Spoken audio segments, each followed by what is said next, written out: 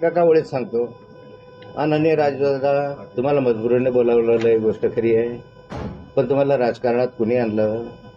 तुम्हाला नगरसेवक कुणी केलं? म्हणजे शिफारस कुणी केली?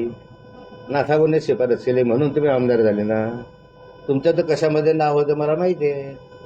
सगळ्यांनी राजू मामांना तिकीट देऊ नये असा आग्रह धरला होता, कारण राजू मामाचं नाव सेक्स स्कॅन्डलमध्ये होतं. तरी मी म्हटलं हे चुकीचं आहे, खोटं आहे, मी खात्री केलेली आहे. राजू मामा तिकीट दिलं पाहिजे म्हणून तिकीट देतो राजू मामा तुम्हाला. आदरणीय संजय सावकारे साहेब, नाथाभाऊने आणलं या ठिकाणी म्हणून तुम्ही आज मंत्री साहेब भाजपचे. आणि हा अमोल तर अजून छोटा, त्यांना माहिती नाही की त्याच्या वडिलांसाठी मी किती खस्ता घातलेले आणि किती मेहनत केलेली आहे.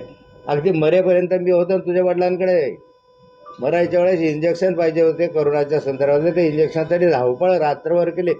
ज्यावेळेस हरिभाऊचा जीव गेला त्यावेळेस त्या क्षणाला मी इंजेक्शन आणून दिलं होते ना. एवढं प्रेम माझं होतं, तुला बोलायचं काय अधिकार आहे रे?